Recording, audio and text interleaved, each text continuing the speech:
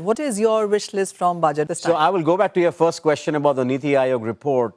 We are very hopeful for about 2-3 things to happen. Okay. One is there was this TDS introduced on listed corporate bonds in 2023. Since 2008 and 23, we had no TDS. This makes calculations very difficult because your IRRs get complicated. You have to fill forms, people who want a reduction. So we are very hopeful that this TDS on listed bonds gets rolled back, which will be a great shot in the arm. The second thing that we've spoken about is about tax equalization. So listed corporate bonds, our interest income is taxed as your slab rate.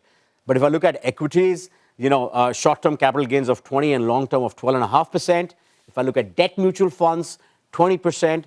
So, if you can get something like a capped tax rate of 20% for interest income, I think that will lead to a massive boom in this market for sure. And my third ask is we have a very steep government bond yield curve, right? So for rates transmission and growth in the economy, you need a flatter yield curve. So that fiscal prudence, if shown by the the finance minister and the borrowing program of the government, might lead longer bond yields lower. So 3 wishes: take away TDS, cap the tax, and bring the bond yields lower. Oh, well, all right. Investments in debt securities, municipal debt securities, securitized debt instruments are subject to risks including delay and/or default in payment. Read all the offer-related documents carefully.